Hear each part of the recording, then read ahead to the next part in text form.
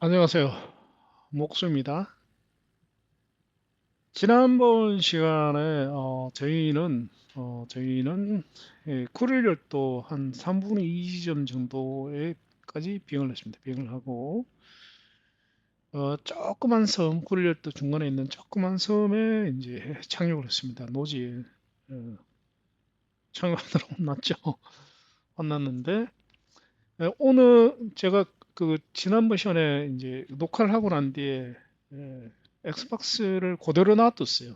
어, 그냥 끄면은 이제 전에 화면 그대로 있습니다. 그냥 엑스박스를 그냥 껐어요. 보통 뭐 메인 메뉴로 돌아오고 난 뒤에 끄는데 그러지 않았습니다. 왜 그러냐면은 공중에서 그냥 끄고 다시 시작하면은 공중에서 어, 그 메인 메뉴로 돌아가서 다시 시작을 하면은 이제 이렇게 활주로가 아니기 때문에 공항이 아니면은 이제 공중에서 시작을 합니다. 시작을 하기 때문에 제가 이제 노지에서 이륙하는 것을 보여드리려고 그대로 놔둔 상태에서 끄고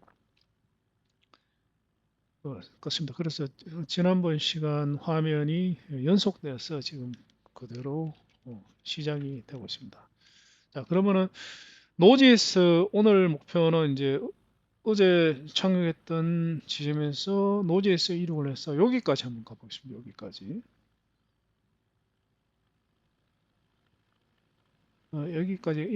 가면은 거의 뭐 캄차카반도 거의 건너는 게 됩니다. 갈 수 있을 것 같아요 오늘. 아, 네. 맞아. 참 캄차카 반도가 아니라 저 쿠릴열도. 자, 그러면 비행을 해보도록 하겠습니다. 자, 일단은 이륙 거리를 확보하기 위해 가지고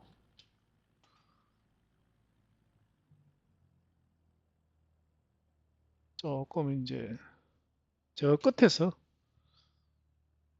저 끝에서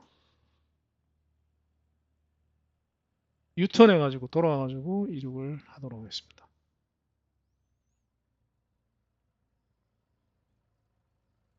쉽지가 않습니다, 이게.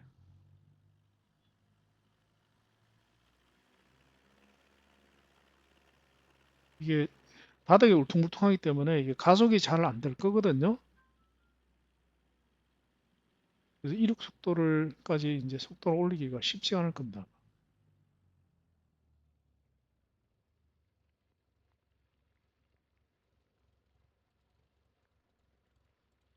자, 이쯤에서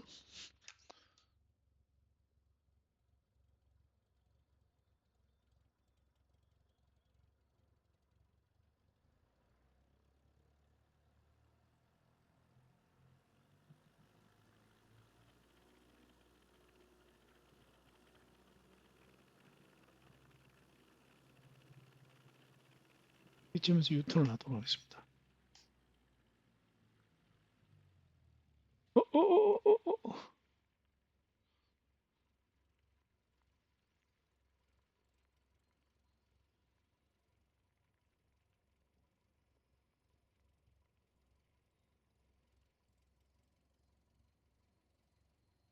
어. 나무를 너무 이렇게 회전 반경이 작으면은 방금처럼 비행기가 전복할 수가 있습니다. 전복할 수 있기 때문에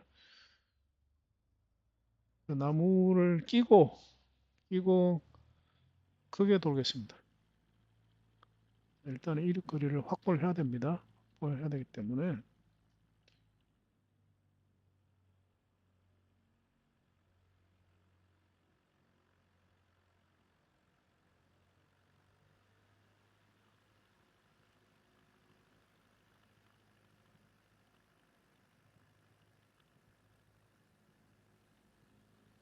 막 비행기가 막 춤을 춘다 그죠?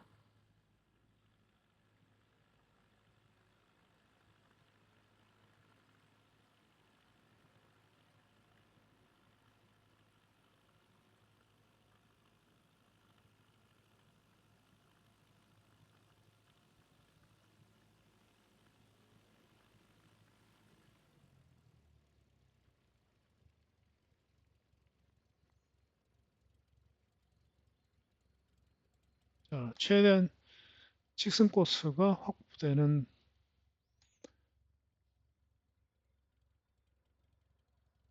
쉽지가 않을 것 같네요. 각도가 잘 안 나온다 그죠?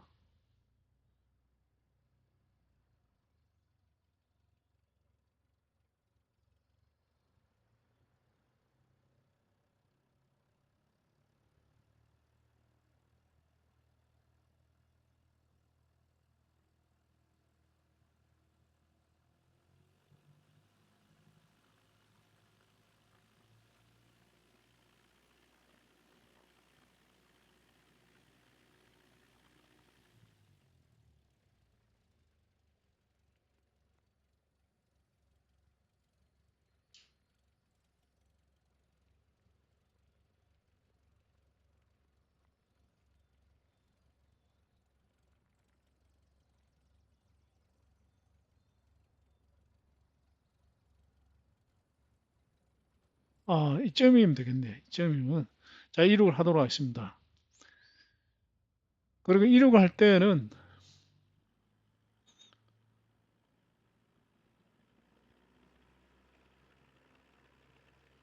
저 통화할 수 있을지 모르겠네요.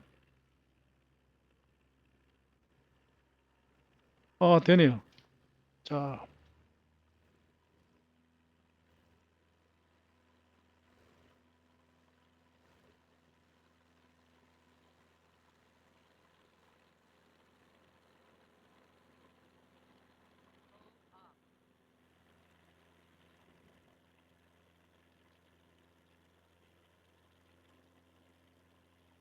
자, 이륙했습니다. 오, 힘들게 이루겠습니다.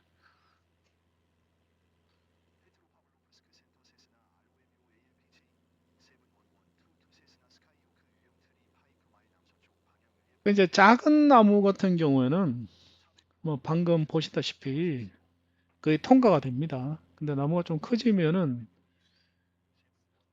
통과가 안 됩니다. 들이박아 버립니다. 겨우 이륙을 했습니다.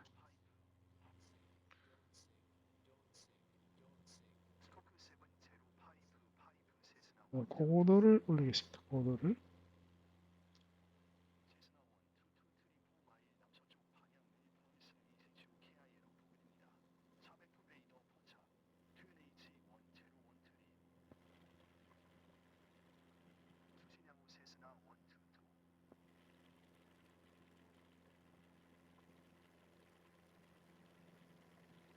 뭐 저 알래스카나 이쪽으로 가면은 방금 같은 경우가 허다합니다. 허다하기 때문에. 그리고 보셨겠지만은 이제 이륙을 할 때는 짧은 거리에서 이륙을 할 때는 플랩을 10초 정도 펼치고 이륙을 하는 게 좋습니다. 어떻게 하냐면은 방법이 아까는 시간이 없어서 그렇게 못했는데 풀밭이지만 직선 코스인데 직선 풀밭이 확보는 되었는데 그 짧다. 다시 말해서 이륙 거리가 되게 짧다. 짧아야 된다. 그러면은 방법 뭐냐면은 일단은 그 브레이크를 잡습니다. 비행기가 안 움직이게 브레이크를 잡아놓고 그다음 그 스로틀을 최대한 올립니다. 최대한 올립니다. 올리고 그 추력을 최대한 확보한다 이거죠. 그래놓고 플랩은 10도 펼칩니다. 10도 펼치고 이제 풀 추력이 나왔을 때 브레이크를 갑자기 탁 풉니다. 풀면은 비행기가 탁 튕겨 나갑니다. 튕겨 나가면서 이제 플랩이 10도 펼쳐져 있기 때문에 양력을 시켰죠. 그러고 난 뒤에 바로 그 요크를 당기면 안 되죠. 바로 당기면은 비행기 전복합니다. 전복이 안 되고 일단은 좀 가속이 붙을 때까지 내버려 둡니다. 내버려 두고 활주로 풀밭 거의 끝 지점 한 4분의 3 정도 왔을 때 그때 이제 요크를 당기면서 이제 상승을 하면 됩니다. 실제로 그렇게 하는지는 잘 모르겠습니다. 자, 오늘은 뭐 캄착 그 이제 쿠릴 열도를 거의 오늘은 뭐 거의 건넙니다. 거의 캄차카 반도 안에 들어가지는 않지만은 캄차카 반도 거의 가까이 근처에 있는 섬까지 갑니다. 안에 들어가면은 시간이 좀 너무 걸릴 것 같고요.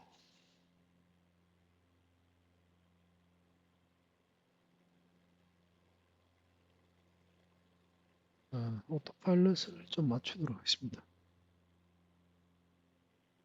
직선 코스로 쭉 비행을 하면 될 것 같아요.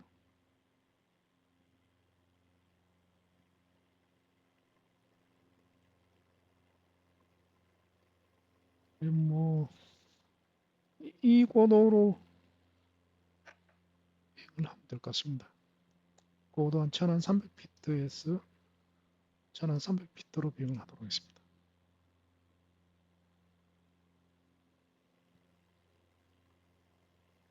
자, 오토파일럿 켰습니다.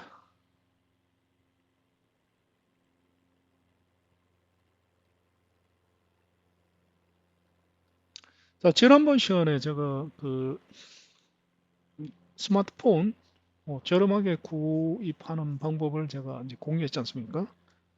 공유했는데 뭐 그런 들어보시면 그런 생각이 들고, 별로 저렴한 것 같지 않은데 도대체 뭐가 저렴하다는 거지라는 생각이 들 겁니다. 그런데 자, 여기에서 이제 설명드릴 게 있습니다. 설명드릴 게 있는 게 뭐냐면 요금제를 설명을 드려야지만 저렴하다는 걸 알게 됩니다. 무슨 얘기냐면은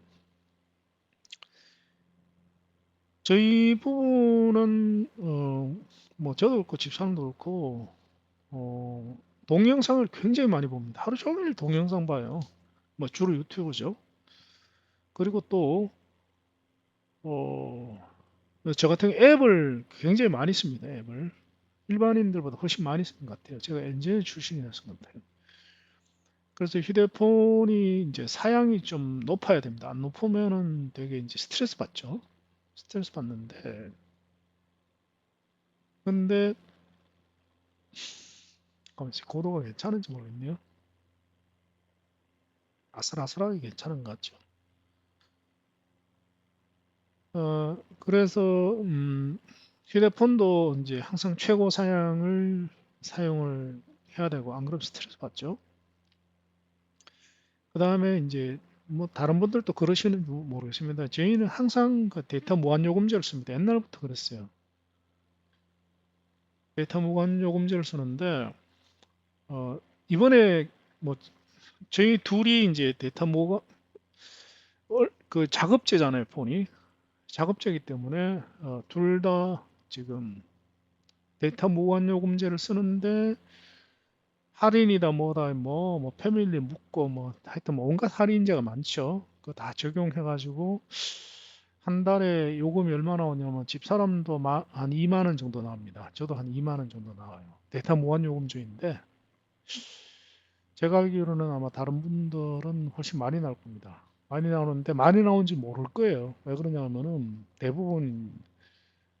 어, 대부분 그걸 저 뭐냐 작업자가 아니고 그 통신사 할인폰을 쓰잖아요. 자, 그런데 이제 여기에 이제 통신사에 이제 장난질이 있습니다. 장난질이 있는 게 만약에 저희가 작업제 폰을 안 쓰고 통신사 할인 폰을 쓰면 어떻게 되느냐? 옛날에 제 사례입니다. 이거 작업제 하기 전에 통신사 할인을 할 때 사례입니다. 그러면은 아마 제 생각에는 한 달에 저희가 한 1만 원 낼 것 같아요. 한 11만 원. 지금 현재 사용하는 폰을 쓰는 경우에 그래서 데이터 무한 그 통신사 할인 폰을 쓰면은 그 요금제를 비싼 거를 강제로 선택을 해야 돼요. 데이터 무한 요금제를 쓰려면은 그래서 아마 한 6만 원짜리 정도 쓸 것 같아요. 6만 원짜리 정도. 그리고 또 어, 폰 그 폰 할부금이 또 한 달에 뭐 한 5만 원 정도 나올 것 같아요. 그래서 총 한 11만 원 정도 낼 것 같습니다. 그러면 이제 계산할 때 이제 통신사의 이제 계산 방식은 이거예요. 한 달에 폰 할부금이 5만 원밖에 안 되지 않느냐. 그러면은 할부금 총액을 다 합하면은 총 그 휴대폰 가격에서 한 30% 디시 된 거다. 이게 이제 통신사의 주장이고 이게 이제 조작입니다. 예. 그런데 저는 작업제를 하다 보니까 요금이 한 달에 6만 원 나오는 게 아니라 2만 원 나오잖아요. 그러면은 이제 작업제 폰과 4만 원 차이가 있는 겁니다. 그러면은 실질적으로는 그 4만 원 매달 내는 통신요금 4만 원은 폰 할부금으로 봐야 됩니다. 폰 할부금으로. 그러면은 실질적으로는 폰 할부금을 4만 원을 내는 게 아니라 8만 원을 내는 거예요. 8만 원을. 다시 말해가지고 할인했다는 금액은 할인을 했는 게 아니라 통신요금으로 이전이 된 거예요, 이전이. 그래서 계산을 딱 해보면은 거의 한 푼도 할인이 안 돼요. 이번에 집사람 같은 경우는 예를 들어가지고 내가 186만 원 다 내고 산 게 돼요. 그런데 통신사에서는 30% 할인했다고 주장을 하는 거죠. 그래서 제가 온갖 방법으로 계산을 해봤는데 옛날에 한 4년 정도 된 것 같아요. 어떤 식으로 계산을 해도 실제로는 할인이 한 푼도 없더라고요. 어, 그래서 자급제로 이제 삼성에서 사전 예약으로 할인 혜택을 받아서 사고 나중에 이제 특히 중요한 거는 어차피 보험 들어야 되니까 그리고 폰은 어차피 몇 년 한씩 바꿔야 되니까 그 반드시 예약 클럽에 가입을 하고 그 대신 자급제가 됐기 때문에 통신사에서는 이제 그 패밀리 묶고 이리저리 하면은 한 2만 원이면은 저희는 2만 원 정도에 하고 있어요. 그리고 또 넷플릭스도 묶어져 있거든요. 그래서 넷플릭스가 이제 풀 패키지 그 여러 대 단말기 여러 대 사용할 수 있는 것까지 해도 그게 한 6, 7천 원 할걸요. 그런데 그것도 이제 요금제 선택을 잘하면은 한 달에 4,500원인가 4,600원만 더 부담하면 돼요. 그럼 그게 실제로는 만 원 정도 또 할인이 된 셈이잖아요. 그래서 이제 그 단점은 한 개밖에 없어요. 폰을 이제 바꾸는 당시에 과거에 목돈이 한 100만 원 들어간다는 거. 그거 이외에는 전혀 단점이 없어요. 그리고 매달 뭐 2만 원밖에 안 되잖아요. 얼마나 좋아요. 넷플릭스도 보고.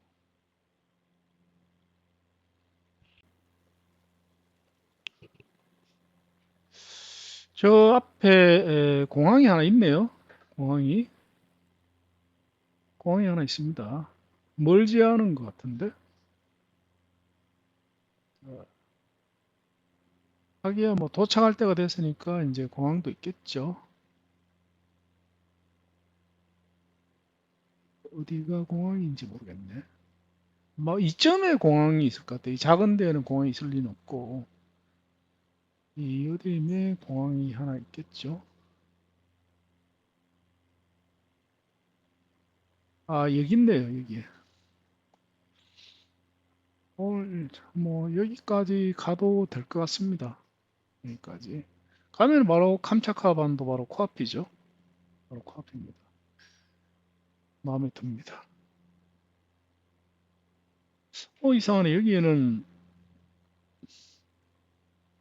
7.2해리밖에 안 되는데 그럼 바로 코앞인데. 잠시만요. 아 여기 있네 공항이. 여기에 공항이 하나 숨어 있네요. 지난번에 여기 정걸 거 잘못했다. 뭐 됐습니다. 어차피 넘어갔는. 아니네, 아니네. 실수했습니다. 거기가 아니었네. 아까 거는 캄차카 반도고 여기는 7.2L의 공항이 없는 이건가? 이 공항인가? 이 작은 섬에 공항이 있다고? 봅시다. 공항이 있다면 활주라고 보이는데 공항이 아니죠, 이거는? 공항이 아니면은 바로 앞에 섬에 공항이 있다고 그러는데 바로 앞이잖아요, 지금. 이건 여기인데 여기에 공항이라고? 활주로는 없던데 이상합니다. 뭐 됐습니다. 어차피 뭐 저희는 저기 착륙할 게 아니기 때문에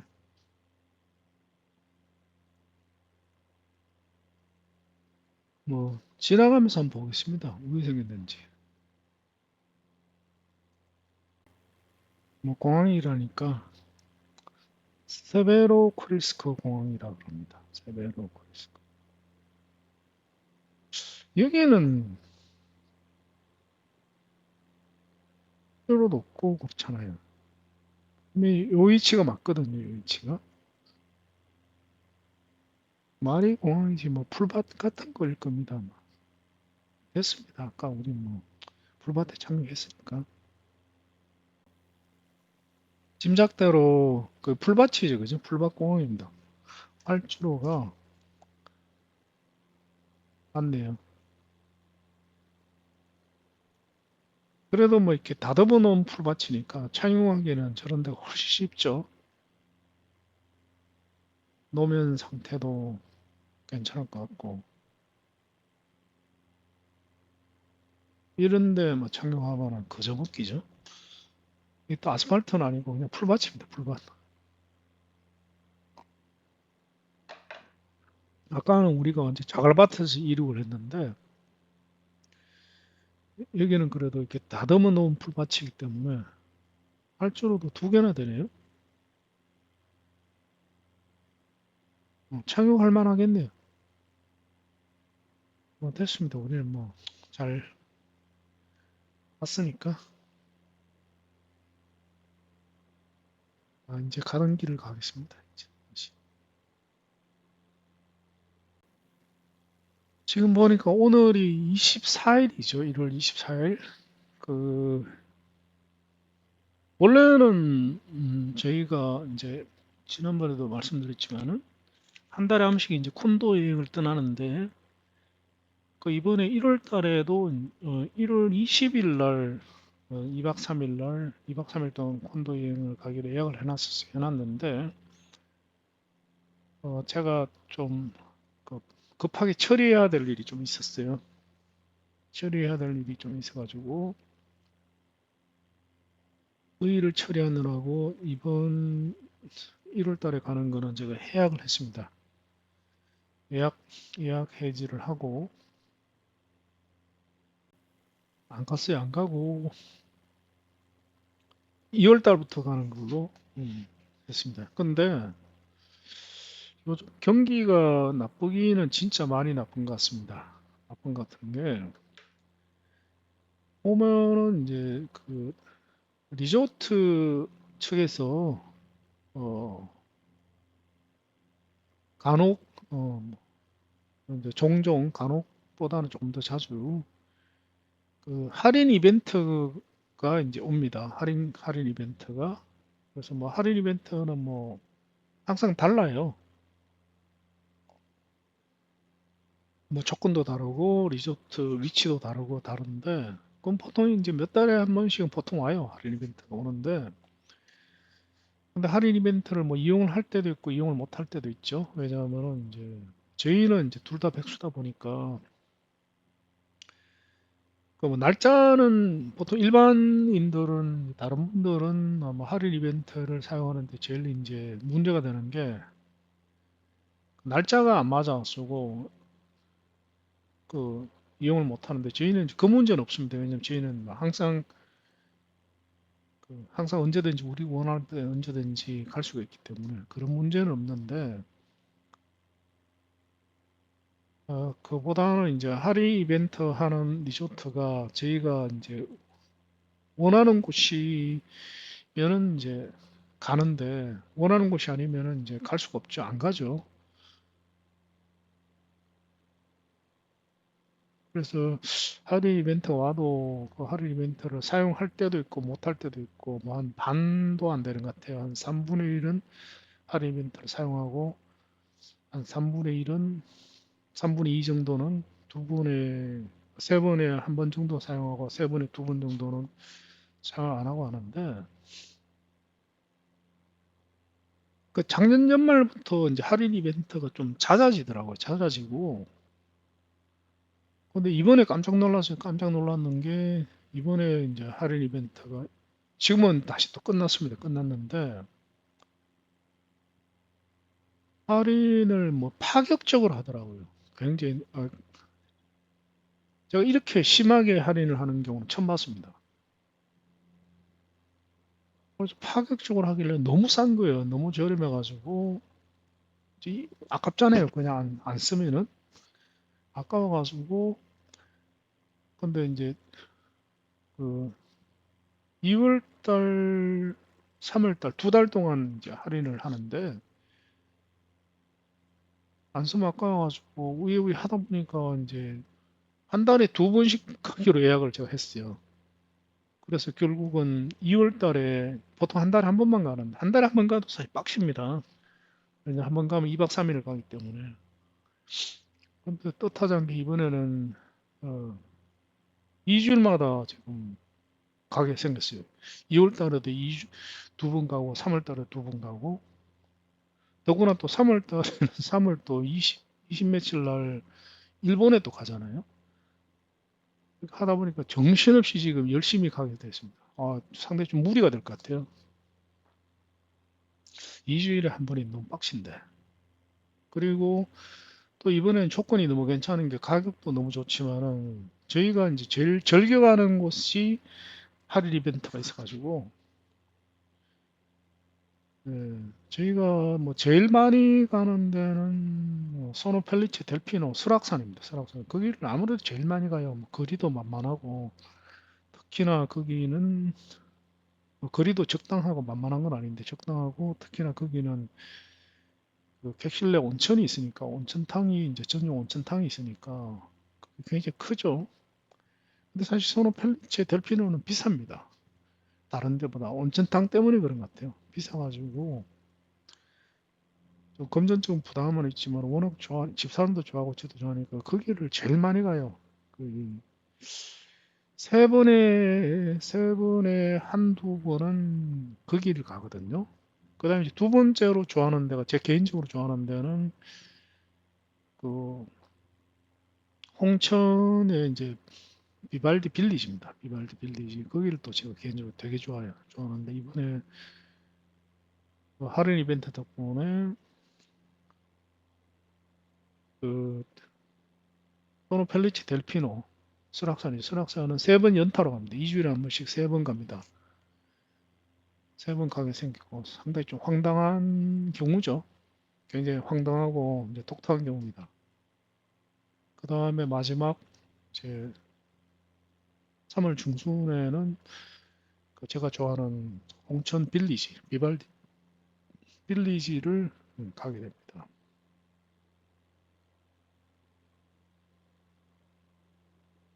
근데 그게 경기가 그만큼 안 좋다는 얘기입니다. 그만큼. 왜 그러냐면은 이제 할인 이벤트를 왜 하냐면은 이제 소노그룹이 공실이 많이 나면은 손해잖아요. 그 예약률이 되게 낮아가지고 공실이 나게 생겼으면 어떻게 하냐면은 어차피 공실이 나니까 할인 이벤트로 돌리죠.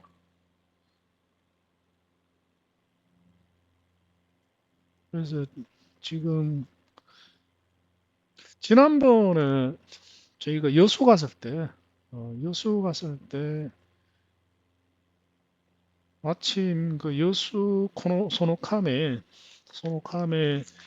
이게 근무하는 분 중에서 그 아는 분이 계세요. 지인분이 계셔가지고 같이 이제 저녁을 같이 먹었는데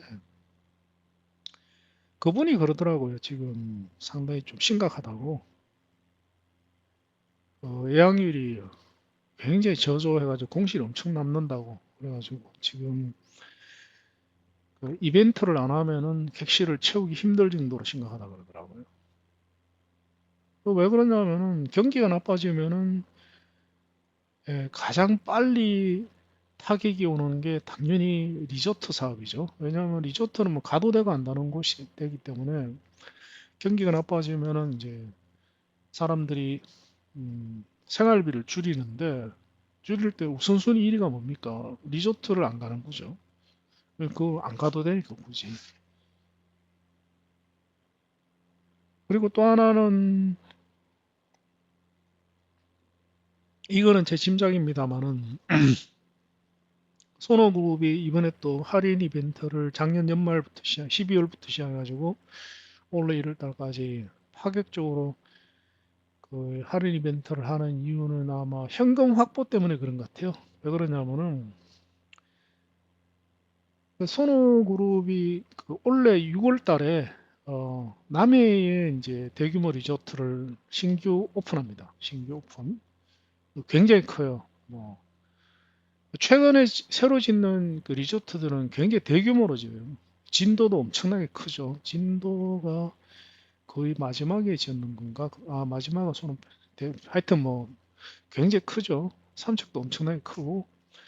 근데 남해 이번에 6월 달에 오픈하는데도 어마어마하게 큰 걸로 알고 있어요. 거의 뭐 진도보다 더 크으면 그치 작지 않은 걸로 알고 있어요. 굉장히 럭셔리하고. 그 새로 오픈하는 그 리조트의 특징이 두 가지인데 첫 번째는 규모가 엄청나다. 그다음에 두 번째는 굉장히 럭셔리하게 지어요. 우리나라에서 눈이 높아져가지고 이제 럭셔리하게 안 지으면은 이제 손님들 안 옵니다.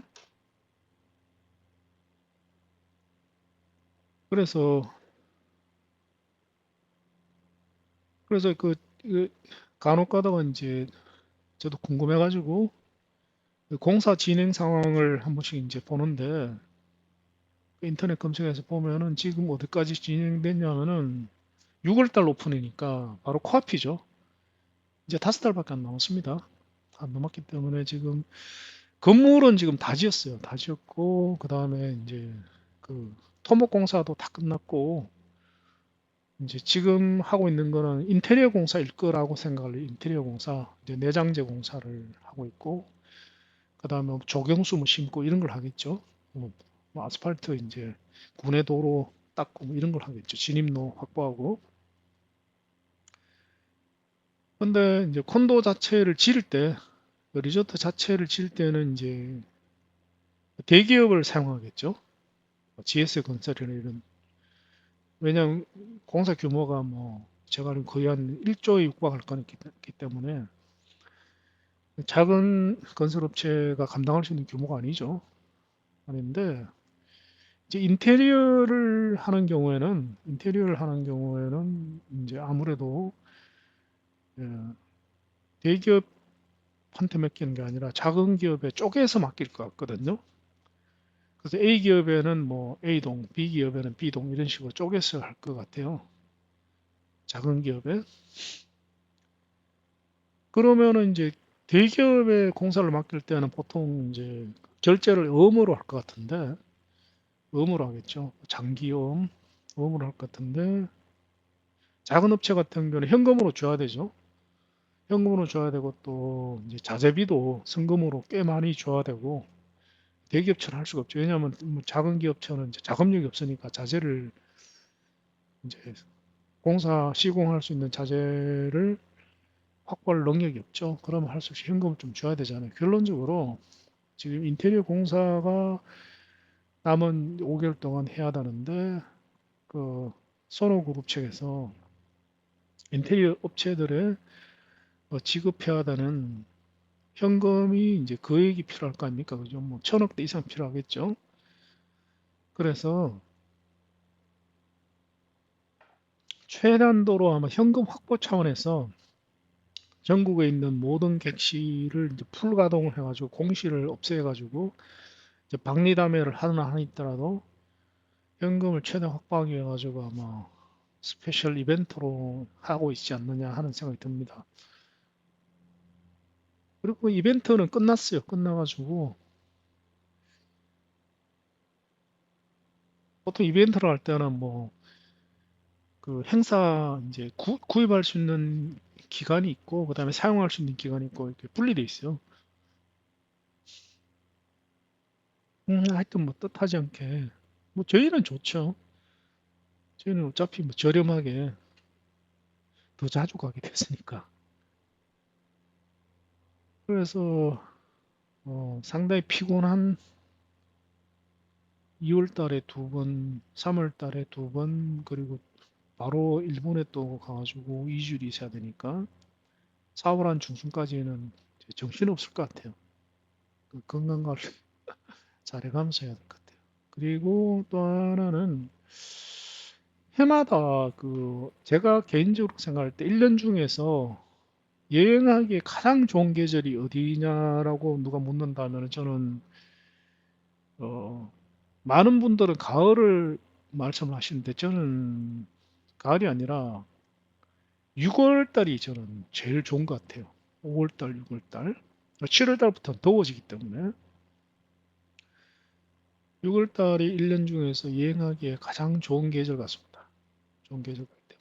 6월 달을 1년에 한 번밖에 안 돌아온 6월 달을 이제 집에서 보내는 거는 낭비죠. 낭비라 가지고 6월 달에 꼭 어디론가 가고 싶은데,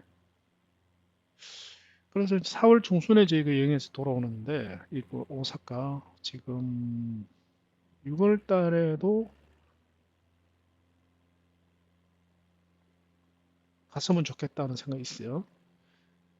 이번에도 보름 말고 한 20일 갔어야 되는데, 이번에 예약을 잘못한 것 같아요. 한 20일을 했어야 되는데. 그래서 6월 달에 한 20일 정도를 지금 생각하고 있는 거는 도쿄랑 교토, 교토를 한번 가보고 싶어요. 가보고 싶은데 그러려면 지금 예약을 해야 됩니다. 예약을 해야 되는데 이제 걱정이 뭐가 걱정이냐 하면은 요즘 간사이 대지진의 이제 위험성이 조금 있기 때문에. 그리고 또 하나는 뭐냐 하면은 일본이 6월 달이 일본이 그 장마철이라 그러더라고요. 장마철이라 그래가지고 또 어떤 때는 운 좋으면은 뭐 거의 비가 안 온다 그러던데 운 나쁘면은 20일 내내 비 맞고 다녀야 되니까 우울하죠. 그래 이번에는 도쿄에 가면은 긴자에 한번 묵어보려고 그래요. 긴자에. 긴자는 묵어본 적이 없는데 주로 저희는 미나토구이 묵는데 천안 황성 왼쪽이 미나토구죠. 아카사카 있는데 아카사카는 너무 술집 거리라 가지고 아카사카에서 살짝 왼쪽 아카사카에서 살짝 벗어나면 아카사카는 너무 그 유흥가라 가지고 좀 그래요. 아카사카 살짝 왼쪽에 보면 그 주택가가 있거든요.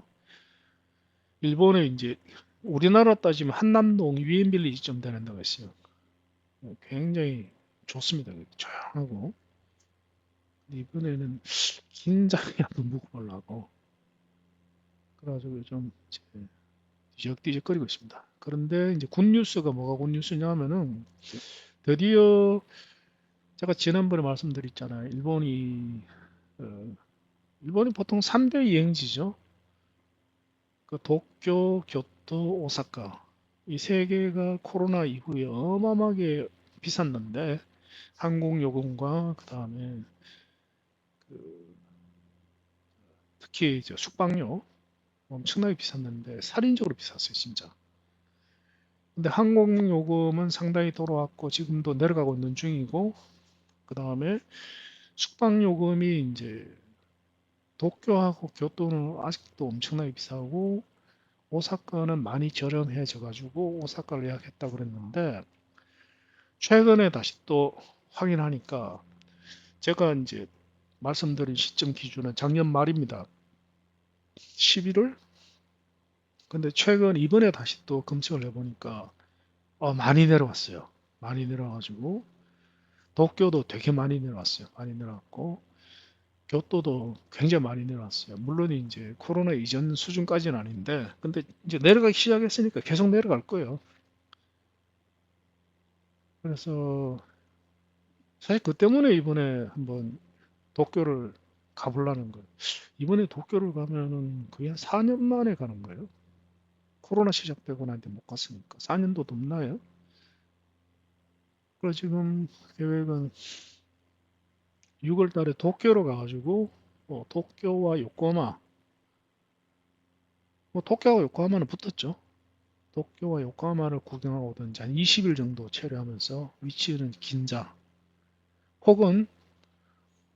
혹은 이제 교토로 가가지고 숙소를 교토에 정하고 교토에서 놀다가 오사카에서 놀다 이렇게 하든지 사실 백부하고 유인을 가보고 싶은데 거기는 가면 안 될 것 같아요. 왜냐면 간사이 지진 직통으로 맞기 때문에 오사카도 사실은 간사이 지진대에 있습니다. 지진대에 있는데 다행히 이제 고베는 바로 바다를 마주보고 있는데 오사카는 살짝 이제 만 안쪽에 있어가지고 살짝 피합니다. 아주 살짝. 그래서 지진보다는 그 쓰나미. 그래서 어, 제 이제 작전은 뭐냐 하면은 지금 캄차카 반도를 지금 뭐 한 5분의 3, 5분의 3, 5분의 3도 넘나요? 4분의 3 정도 지금 건너고 있죠. 건너가지고 오늘 한 여기까지 요 섬에 갈 것 같거든요, 오늘. 미리 공항을 좀 확인해 놓겠습니다. 공항이 몇 개 있는 걸로 아까 봤는데,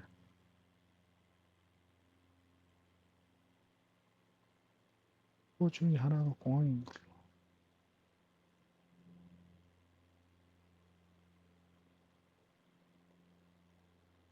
아, 이 세 개 다 공항이 아니네요.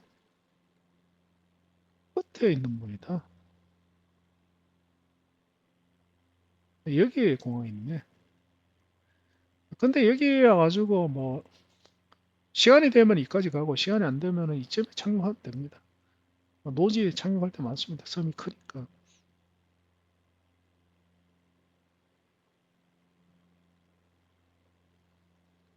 그래가지고 지금 이제 오사카도 이제 쓰나미의 그 영향권 아래에 있습니다. 쓰나미가 무섭죠. 지진도 지진이지만은. 그래서 제가 지금 이번에 3월 달에 이제 가면은 쓰나미에 대해서 이렇게 지금 계획을 하고 있습니다. 어떻게 계획을 하고 있냐면은 조사를 해보니까 오사카에 만약 쓰나미가 들이닥치면은 맥시멈 10한 5m 정도까지 물이 찰 것 같아요. 10한 5m. 그럼 한 층의 높이가 3m라 치고 3, 5, 15. 한 5층 정도 건물에 들어가면은 괜찮습니다.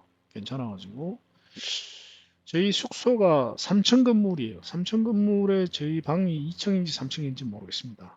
근데 저희 숙소에 있으면은 이제 꼬르륵 잠기죠. 근데 저희 숙소 옆에 건물이 옆에 건물이 한 6, 7층 돼요. 그래서 만약에 이제 숙소에 있다가 이제 뭔가 웽거리고 경보가 울리겠죠. 경보가 울리면은 잽싸게 숙소 옆에 있는 건물로 피신을 하는 거죠. 그래가지고 이제 도착하면은 일단은 저희 옆에 숙소에 출입구하고 이런 걸 다 확보를 해 놓으려고 그래요. 확보를 해 놓아가지고 만약에 올라갈 수 있으면 미리 올라가 보는 거죠.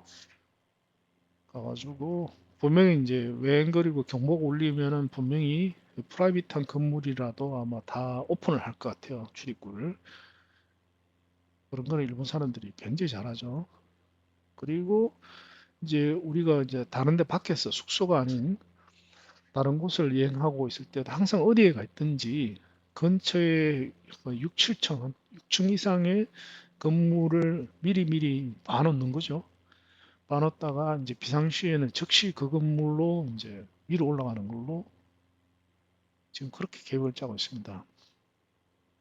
지진에 나면 어떡할 건데, 뭐 그거는 큰 걱정을 안 해도 됩니다. 왜냐하면은 일본의 모든 건물은 내진 설계가 굉장히 잘 돼 있어요. 잘 됐기 때문에 다이렉트도 진도 한 6, 한 7 정도 맞아도 겁은 났지만은 뭐 건물이 무너져 가지고 뭐 깔리는 그런 사태는 걱정을 안 해도 될 것 같습니다.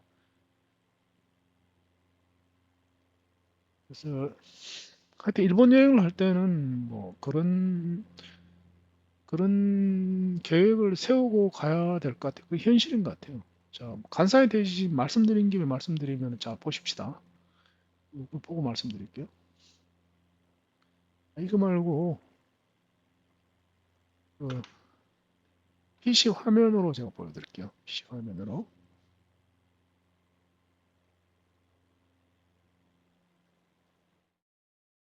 자, 일본 지도잖아요. 지도인데 간사이 대지진 영역이 어디냐 하면은 여기에서 요 영역입니다. 요 영역. 요까지입니다. 요까지. 도쿄는 여기 있죠. 도쿄는 아니에요. 도쿄는 아니고 여기 요렇게거든요. 요렇게인데 이제 왜냐 여기가 지진대죠. 지진대인데 특히 여기 아소 화산, 여기 아소 화산이 있겠습니다. 여기 아소 화산인데 이거는 뻑한 분화예요. 그러니까 화산 자체가 분화를 하기도 하지만 이번에도 얼마 전에도 진도 7.6인가 7.6이면 엄청나죠. 지진이 있었는데 그때의 진앙지가 여기였던 걸로 알고 있어요. 여기. 그래서 여기 난리가 났죠.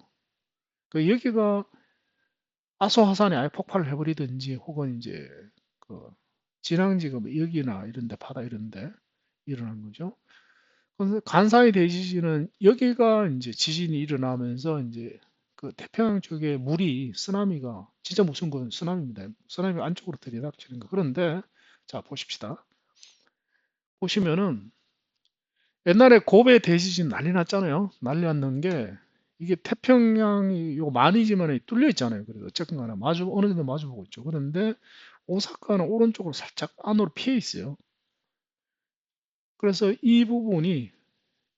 튀어나온 이 부분이 오사카를 막아주는 방비 역할을 좀 합니다. 그래서 상대적으로 오사카는 안전한 거예요. 그리고 오사카에 붙어 있는데 여기가 뭡니까? 교토잖아요. 교토는 보면은 딱 보면은 자 보십시다. 태평양 연안에서도 내륙이고 위에서 봤을 때도 내륙입니다. 내륙이기 때문에 그 교토는 지난 1200년간 지진이 없었다고 합니다. 지진이. 그래서 좀 상황이 심각해진다 이러면은 오사카에 있다가는 좀 위험할 것 같다 이러면은 이제 교토로 피신을 하면 됩니다. 교토로 피신해가지고 하루 이틀 그냥 구경 삼아 피해 있다 오면 되는 거죠. 그리고 간사이 대지진에서 이제 도쿄 쪽은 안전합니다. 안전하죠. 그래서 혹시 일본 여행을 가시는 분들은 좀 이제 그런 대책을 플랜 B를 가지고 가야 되는 시점이 아닌가 그렇게 생각이 듭니다. 자, 많이 왔습니다.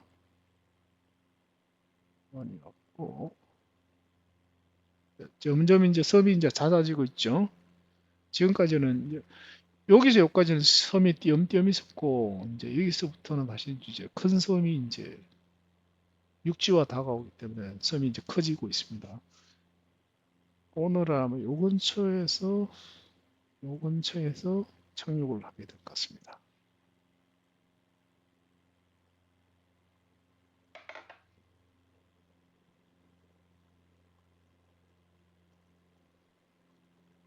그래서 지금 6월 달하고 그리고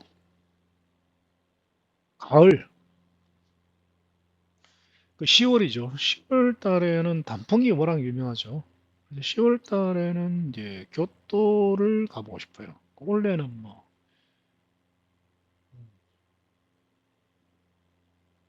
두세 번 가고 싶습니다. 맥시멈 세 번까지. 3월, 6월, 10월. 그 왜냐하면은 뭐 저희는 이제 노년이죠. 노년 이제 공식의 노년인데 노년에 부부가 할 수 있는 최고의 취미는 여행입니다. 여행. 역시 여행이에요. 역시. 뭐 다른 취미는 이제 남편은 남편대로 와이프는 와이프대로 즐기는데 여행은 같이 즐기는 거잖아요. 그리고 또 그 점에 있어서는 저희는 손발이 맞아요. 손발이 맞진 않네. 하여튼 우리 나이에 뭐 할 게 뭐가 있겠습니까? 우리 나이에. 특히 자녀가 있는 가정 같은 경우는 이제 뭐 또 자식들을 도와야 되죠.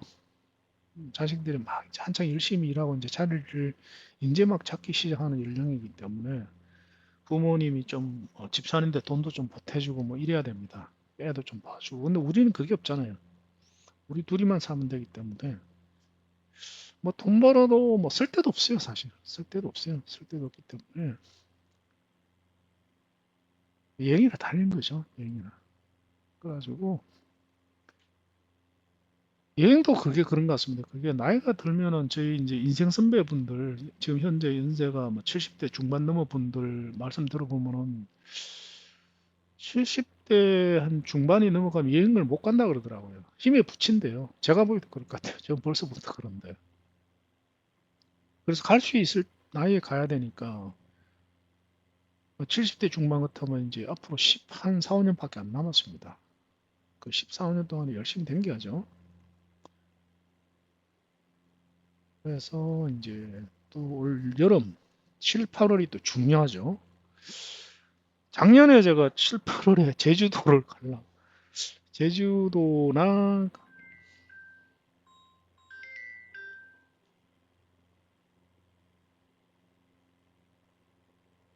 작년에 제가 뭐 이렇게 환갑 축하한다고 전화하고 난리 났습니다.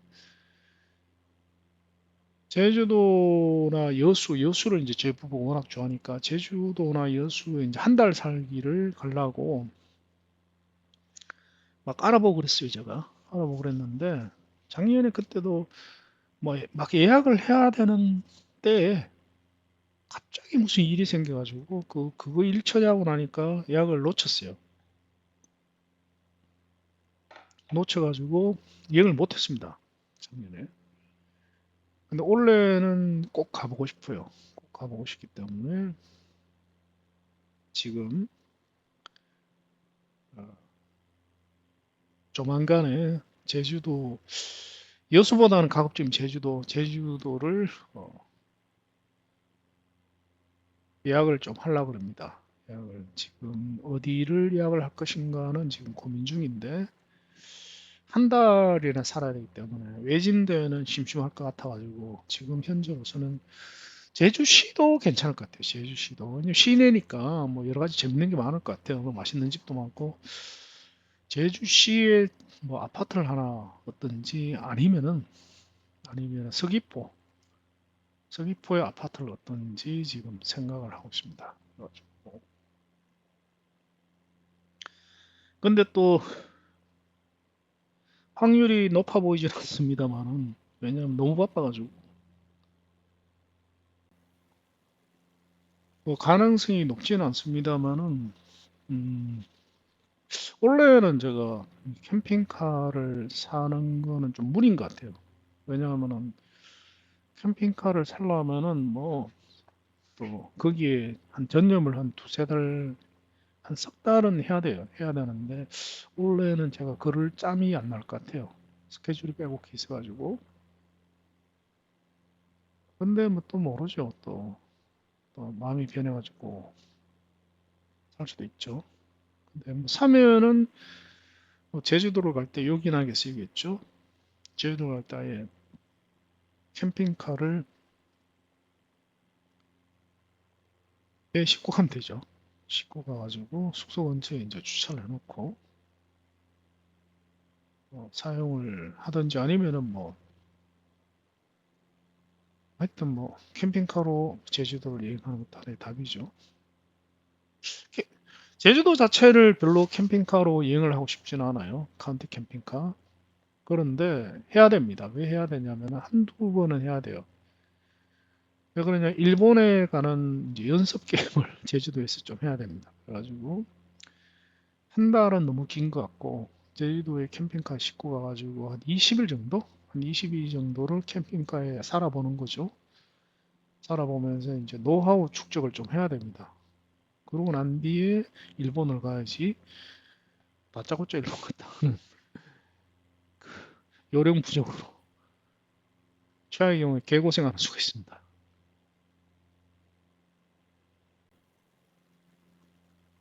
뭐 하여튼 뭐 저희는 그렇게 살고 있습니다. 저희는 어, 자식이 없는 게 단점도 있고 장점도 있어요.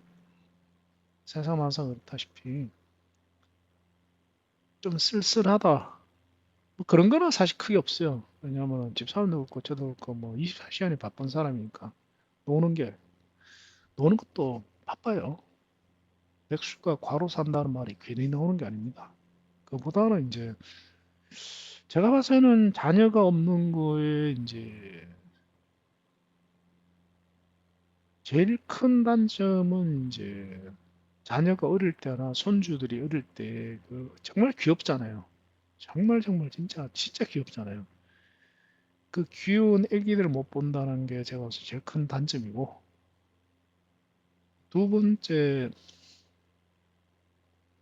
단점은 더 큰 단점이죠. 더 큰 단점은 나중에 이제 둘 중 하나가 이 세상을 떠나고 난 뒤 제가 됐던 집사람이 됐든 혼자 남았을 경우에 예, 그때는 정말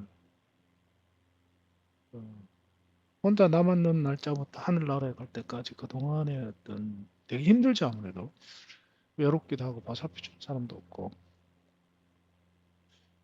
근데 뭐 제가 가장으로서 해야 될 일은 이제 그때에 그 힘든 거를 최소화시켜 최소화시키도록 시스템을 갖추어 놓는 게 제가 가장으로서 해야 될 의무라고 저는 생각을 해요.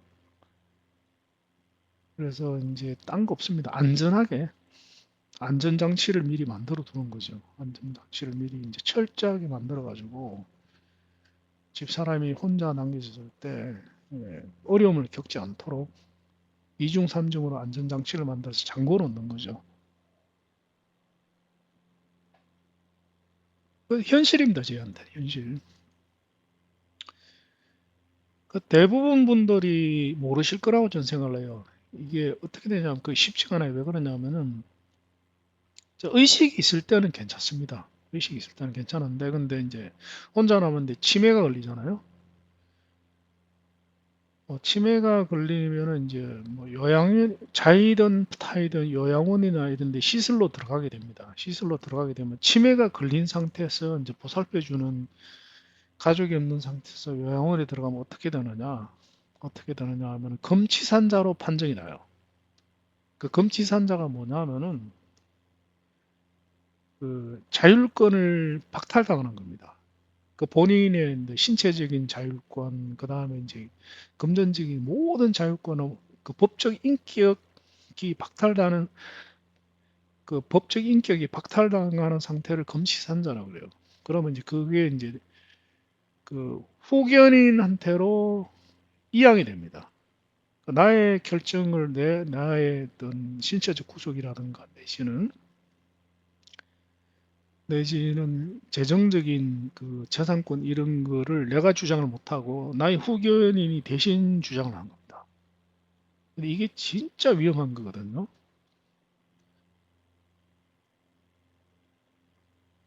그래서 이제 제가 60년을 살아본 경험으로는 돈 앞에 장사 없습니다. 모든 사람은 돈 앞에 반드시 물어보고 있습니다.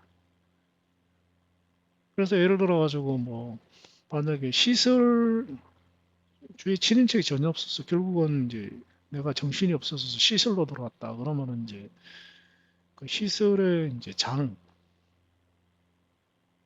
시설의 장이 나의 후견인으로 돼요. 그러면 그 사람이 내 재산을 싹 다 가지고 갈 수, 실제로 제가 직접 본 사건입니다. 그런 일은 비일비재하게 일어납니다. 뭐 어디라고 얘기할 수는 없지만은, 왜냐하면은 제 지인 중에서 시설에 근무하시는 사회복지사 계세요. 그분한테 직접 들은 얘기입니다. 그래서 굉장히 끔찍합니다. 우리나라 사회가 절대로 깨끗한 사회가 아닙니다. 이제 그거는 진짜 최악의 경우고, 그다음에 두 번째 이제 가족, 뭐 형제나 뭐 조카나 이런 가족이 이제 후견인으로 되면은 뭐 자기 자식 같으면은 자녀 같으면은 이제 부모니까 그래도 양심이 있으니까 최대한 이제 보호를 하고 하려고 노력을 아무래도 합니다. 아무래도 왜냐하면 그 피부치니까. 그런데 형제와 자식 그 조카는 절대로 그렇지 않습니다. 그렇지 않고 뭐 삼촌이 됐든 숙모가 됐든 재산은 차지하고 방치하는 거죠. 그럴 확률이 99%입니다. 저는 절대로 믿지 않습니다. 세상이 그렇게 동화책 속의 세상이 아닙니다. 그래서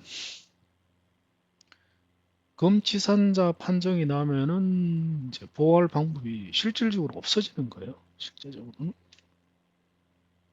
그래서 집사람한테도 제가 이제 평소에 이제 교육을 시킵니다. 교육을 시키기.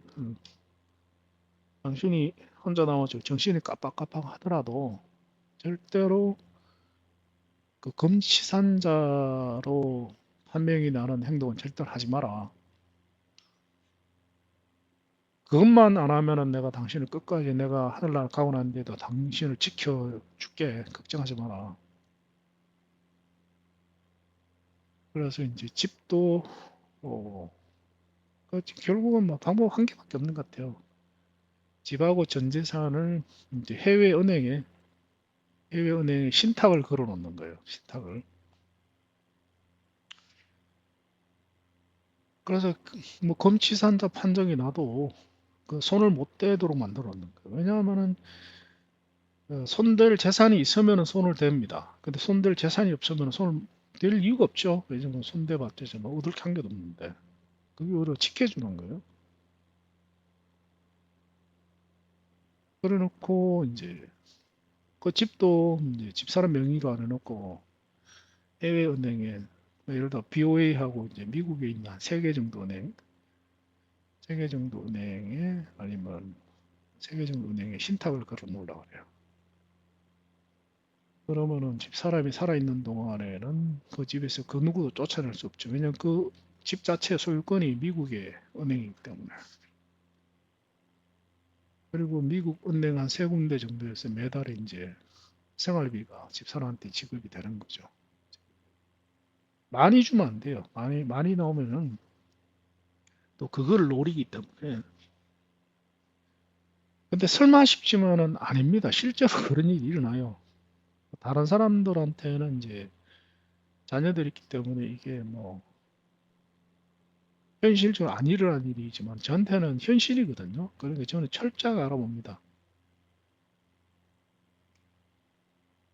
실제로 뭐 연예인분들 중에서 그렇게 이제 상당한 그에게 몇백억의 재산이 있는데 처참하게 사시다가 이제 인정하신 경우도 종종 방송되잖아요. 그게 실제 현실이 그래요. 현실이.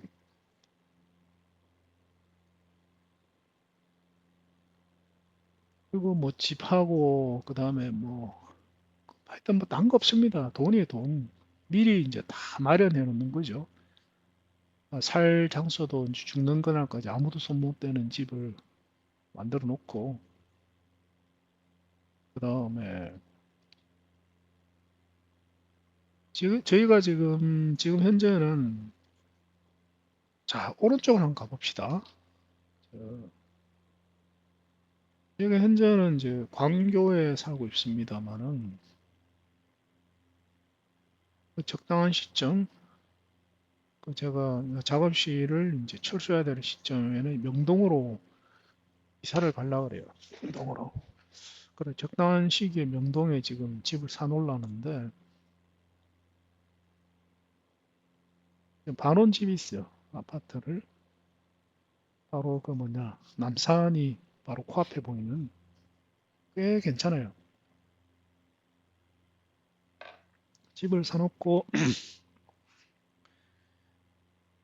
일단은 세를 줘놔야죠. 저희는 계속 여기 그때까지는 관계에 살아야 되니까 세를 줘놓고 저희가 이제 명동 집으로 이사할 때쯤 되면은 이제 세입자를 내보내고 집을 완전히 이제 리모델링을 하려고 그래요. 아파트지만 돈을 좀 들여가지고 리모델링해가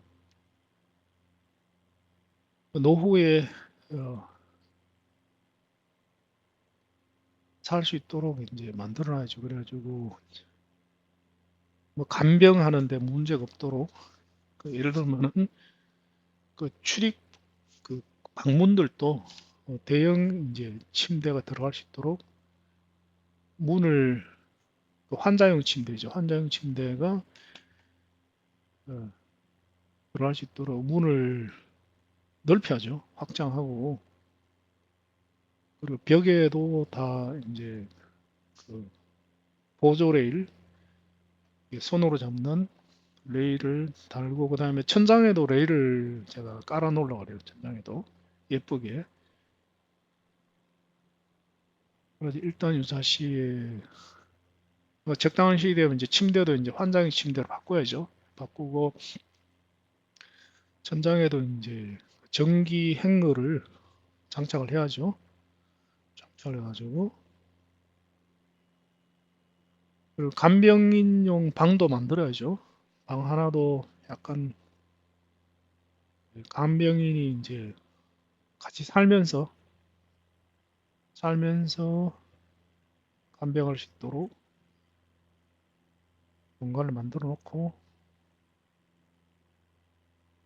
그런 준비를 제가 다 해놓으려고 그래요. 저는 원래 성격이 원래 그래요. 뭘 하든지 저는 보통 한 2, 30년 전에 준비를 하는 스타일입니다. 2, 30년 전에.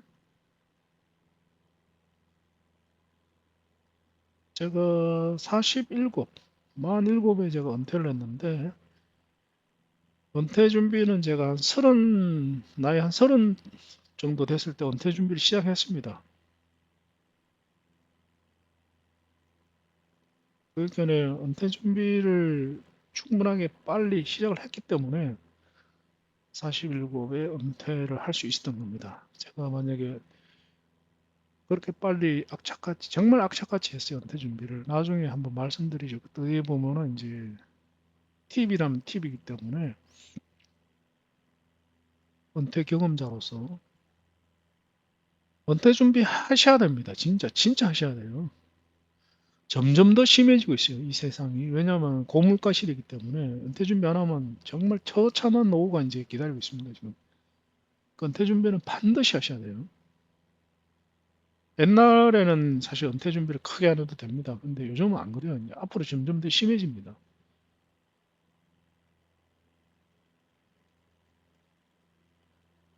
그래서 30 정도 나이에 그 은퇴 준비를 시작했기 때문에 저는 악착같이 했습니다. 진짜. 피말리는 심정으로. 그래서 47에 은퇴를 할 수 있었고요. 야, 이게 보니까 분하고 그거네요. 분하고 저수지네요. 와, 야, 크다 이거. 지금 해발 한 1300m 되는 높은 산이에요, 이게. 와, 크네. 신기하다, 그죠? 위치는 여기입니다. 위치는 여기.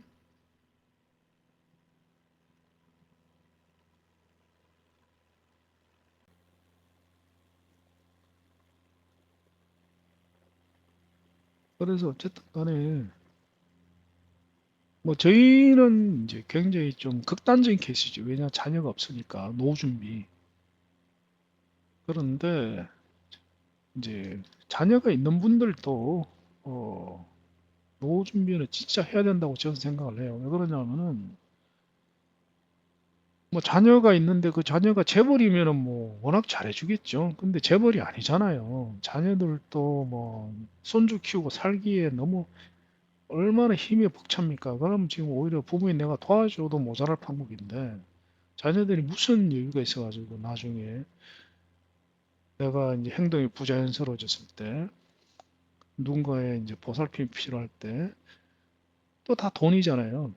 자녀가 무슨 수로 도와줍니까? 도와줄 능력이 안 돼요, 자녀들이. 내 앞가림은 내가 하는 수밖에 없는 거지.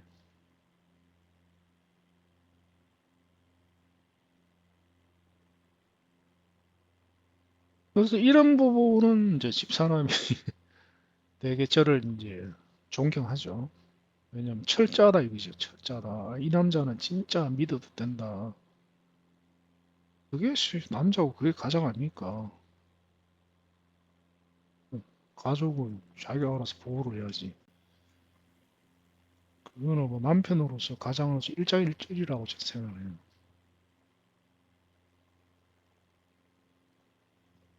하여튼 뭐 저는 뭐 철저하게 준비하고 있습니다. 그리고 준비를 어 지금도 이미 철저하게 하고 있지만은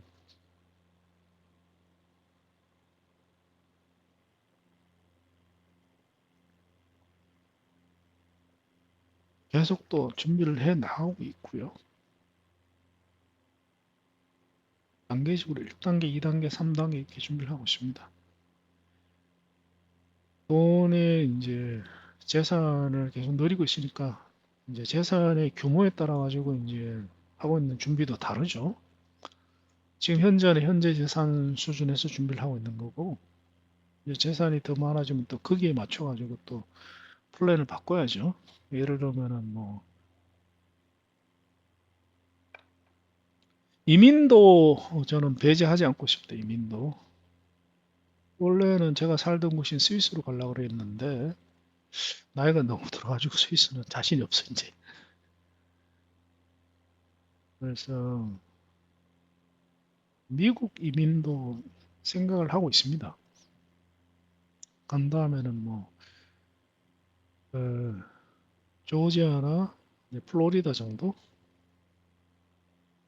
플로리다가 사실 더 좋은데 여기는 태풍이 또 워낙에 또 난리를 치는 곳이기 때문에. 하여튼 뭐 진짜 노후 준비 진짜 해야 됩니다. 진짜 정말 해야 돼요.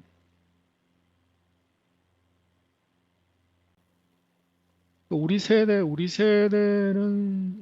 결론적으로 얘기하면 뭐냐? 제 생각입니다. 제 생각에는 우리 세대는 죽는 그날까지 수입이 있어야 됩니다. 그 수밖에 없어요. 작아도 상관없습니다. 액수가 작아도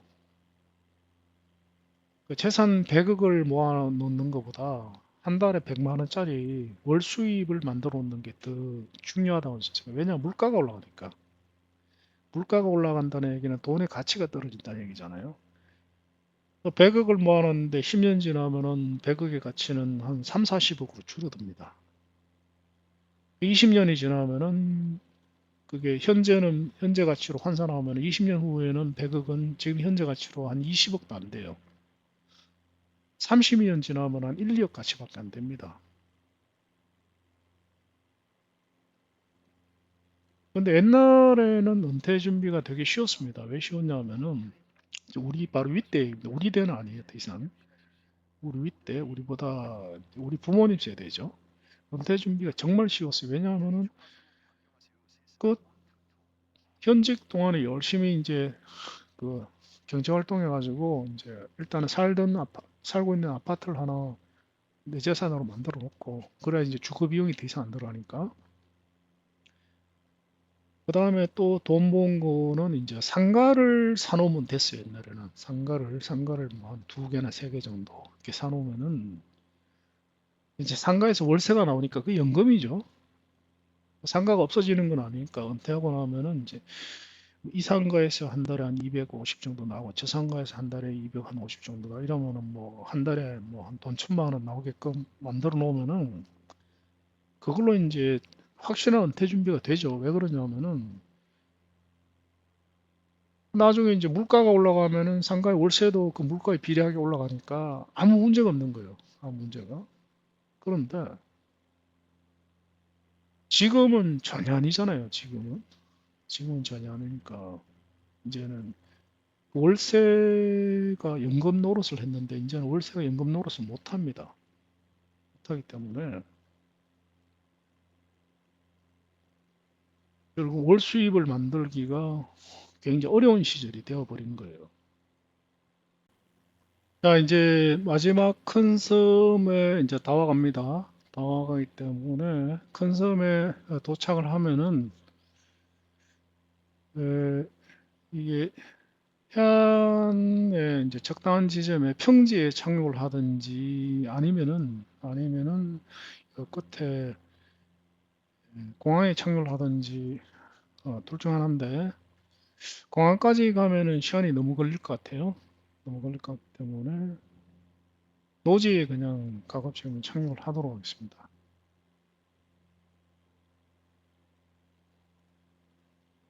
제가 이제 뭐 저도 그냥 일반인입니다만은 은퇴나 이런 데 대해 가지고 제가 이제 말씀을 드릴 수 있는 이유가 있습니다. 이유가 있는 게 첫 번째는 저는 오랫동안 은퇴 준비를 했고 그리고 성공 사례입니다. 성공 사례 성공한 거죠.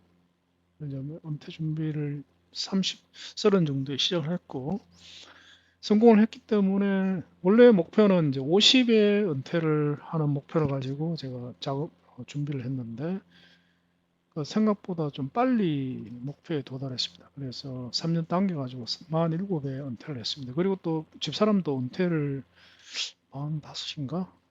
은퇴를 빨리 시켰습니다. 제가 성공했으니까 저도 은퇴를 할 수 있었고 집사람도 제가 은퇴 준비를 완벽했기 때문에 집사람도 은퇴를 시킬 수 있었지 않겠습니까? 성공했으니까 가능한 거예요. 성공자의 경험입니다. 실패했으면 제가 이런 얘기를 못 합니다. 그 다음에 이제 또, 두 번째 이유는, 제가 이런 말씀을 드릴 자격이 된다고 생각하는 두 번째 이유는, 은퇴하고 난 뒤에 잘, 잘 꾸려오고 있잖아요. 잘 꾸려오고 있고, 노후도 아주 탄탄하게 준비되고 있잖아요. 다시 성공, 이것도 성공이죠, 그죠? 이게 절대로 쉬운 일이 아니거든요. 그러니까 제가 만약에 실패를 했다면 이런 얘기를 못 하죠. 왜냐면 실패했는 사람이 무슨 얘기를 하겠습니까? 실패자한테는 배울 게 없잖아요. 그래서 이제 이런 말씀을 어, 충분히 들을 수 있는 거예요. 오토파일럿이 걸려 있구나. 어쩐지 비행기가 자꾸 실거린다고 생각했는데.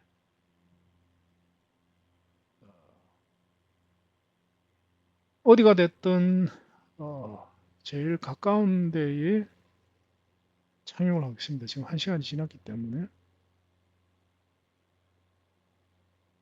저 여기에 뭔가 풀밭이 있는 것 같죠?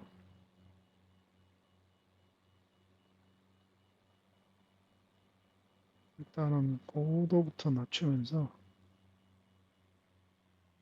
접근을 해보도록 하겠습니다.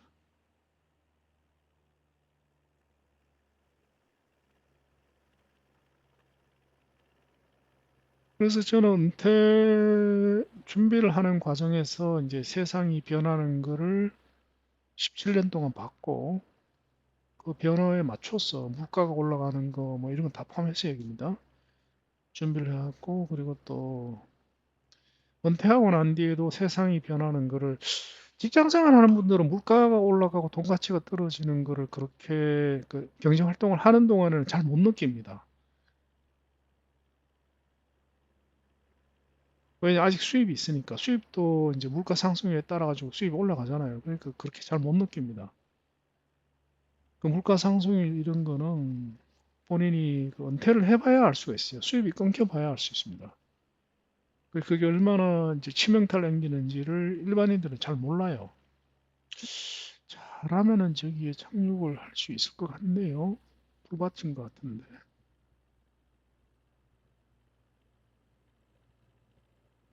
여기 나무만 없으면 여기에 착륙을 하면 딱 좋은데요. 나무가 있죠, 중간에.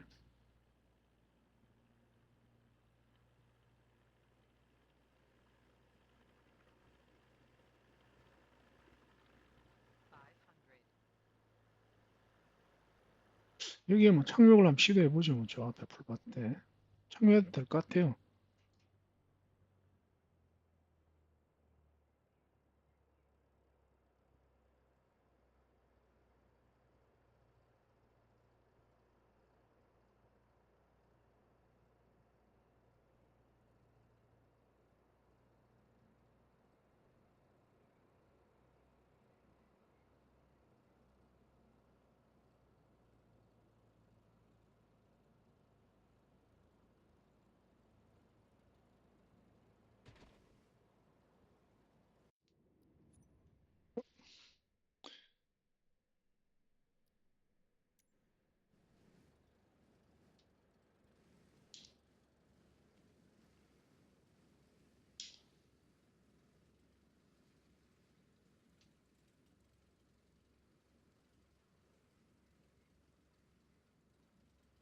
자, 착륙에 성공을 했죠.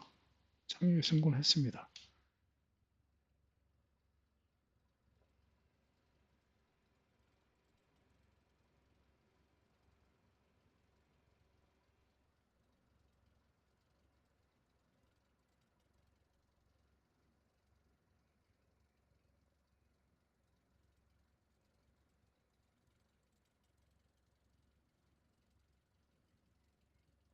주변 한번 돌아볼까요?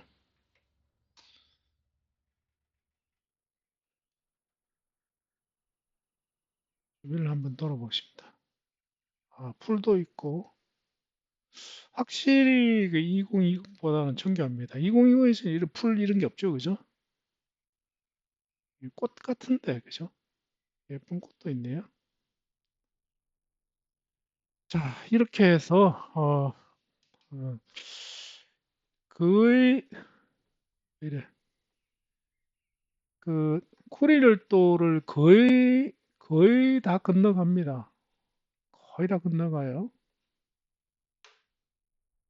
다음 시간에는 이 풀밭에서 이륙해서